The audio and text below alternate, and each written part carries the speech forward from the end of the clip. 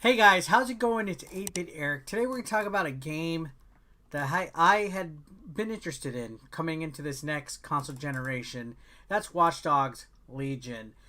I personally liked the first Watch Dogs game. I didn't get to play Watch Dogs 2.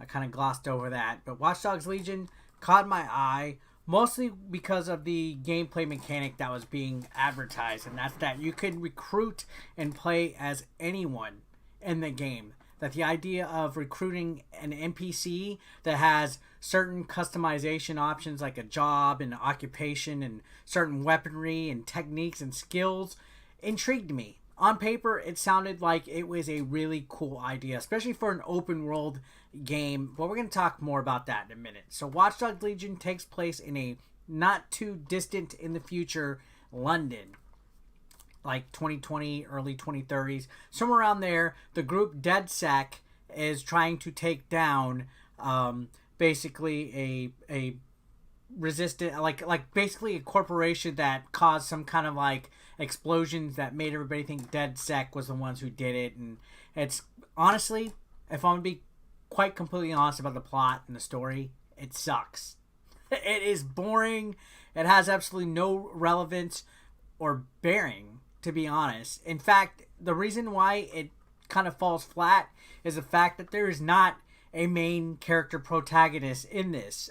Based on what character you choose at the beginning of the game and customize, is it's just a generic NPC. Like literally, you pick a generic NPC at the beginning of the game, and then from there, you slowly but surely recruit other generic NPCs, and there's just nobody that you really care about. Now, you could do a permadeath option where if your character dies, they're gone. Or you could play like a mode where it just times them out for a little bit. They'll get arrested or injured and you have to wait for a cooldown and stuff like that. Anyways, honestly, the plot, I really didn't give a crap about. They're fighting against an authority in London that is basically in charge of stuff, and they're a rogue hacker group that is wanting to take care of it. I think the group's called Zero Day. That's like the antagonizing group. They frame DedSec, and you have to like overthrow everything. And you use your technology to hack like cameras and drones and cars, and open up doors and stuff like that. The main premise of Watch Dogs is hacking into stuff, and in theory, it sounds cool. This game does have some moments where it's like, all right, I can get behind that. Let's hack a big cargo drone and use it to fly across or get on top of a building. Let's use some cameras to solve a puzzle to disalarm a security system in a building that I have to get inside. Let's use a spider bot that can crawl into the AC ducts of this big building so I can get a hold of some information and download it. It's pretty neat. But other than that, I would say this game gigantically and disappointingly falls flat. Now, I've always heard a lot of people say they don't like Watch Dogs, that they feel Watch Dogs was just kind of lame, it sucked. I have Watch Dogs on PS4 and Wii U. I enjoyed it.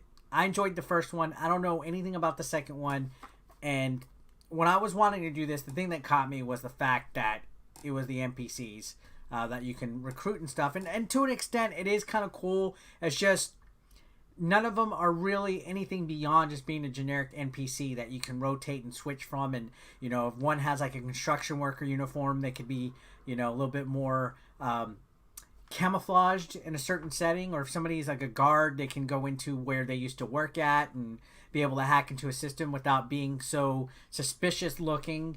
I don't know. It just overall falls flat plot-wise. But gameplay mechanic-wise, as an open world game, I would say London is a lot of fun to look at. There's so much to look at in this game. You have drones randomly flying around. You have lots of cars, lots of NPCs walking and riding bikes and doing day-to-day activities. There's a lot of buildings, a lot of exploration that you can pop in and out of. One thing that I did like about this game is when you go into missions, it's all like one huge open world. So you can enter a building and do your mission, and the rest of the open world is still going in. There's like next to no loading screens except when you're going to like your briefing for a mission or a cutscene or some kind of like event that is changing something in the game or whatever. But if you go into like an area that is marked on the map as your next part of the mission. The mission just seamlessly happens in that area. So I thought that was kind of cool. Again, you use your hacker abilities to open up doors, use spider bots, there's drones, there's various technology and stuff, and I feel the main gameplay mechanics with the hacking had potential. It was really cool. It was a lot of fun. It's just you have no main characters to give a crap about. That makes it fall flat. Combat, pretty standard, pretty generic. You lock onto enemies, you can use a gun, you have your guns. Each character has like a unique ability, like the construction guy has a nail gun he could shoot. You have melee combat. You can even arm traps by hacking into certain areas and making traps come out. You can use the enemy's cell phone to shock them or distract them. So there's a lot of stuff you can do with the combat. One thing that I do not like is not only the characters generic, but there's no upgradable abilities for any of them. Now you do get tech tokens and stuff, and you can unlock things in your safe house, buy new merch and clothes, and customize your characters a little bit. But the game, I don't know. It's not bad by any means if I was to say it. Like, I've heard people say this is like the worst game out there. It's completely terrible. I would say it's not bad. It's not a bad game by any means, but it's not great. It's not anything, to be honest. I'm completely indifferent when it comes to Watch Dogs Legion. Just because I really don't care. I was playing through it and just kind of like at times skipping cutscenes because I had no other reason to sit back and enjoy it, because it was just a generic feeling game. It literally felt like a generic game that had no point, no purpose behind it, no characters that were memorable, no upgrade skills. It's an open world game, but it doesn't even feel like it has the content that an open world game should. The map looks awesome. The map's a decent size. London looks wonderful. The combat's pretty cool. Stuff gets intense. It's cool hacking into stuff. But at the end of the day, it just didn't feel fun. It just felt kind of meh. It felt flat. On top of that, the online multiplayer got delayed again. It was supposed to be coming out December. I think it's not coming out until after January now. So there's no online multiplayer. Now the Xbox Series X version came out before the PlayStation 5 version because it's also included in the Xbox One version, has a next gen upgrade. That's mostly why I bought it. Also on top of that, this game has already gone on sale less than a month after it's come out. It's dropped down to about $30.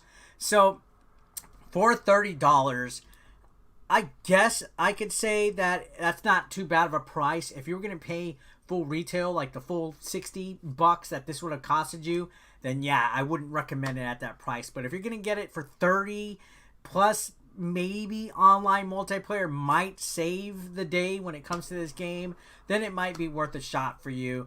To me, it was just a generic open world game that had no heart behind it, no personality. It was just there. And I really felt disappointed by it. I wanted more out of it. And that's my thoughts on the game, guys. Thanks a lot for watching. As always, subscribe if you haven't. Don't forget to hit that like button. I'll see you on the next one. Consider supporting 8-Bit Eric on Patreon for just $1 a month. Link below in the description.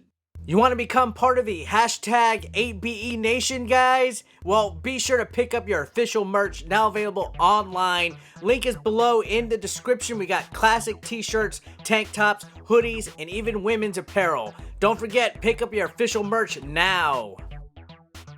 And while you're at it, guys, feel free to watch the next video, or why don't you catch up on one that you might have previously missed.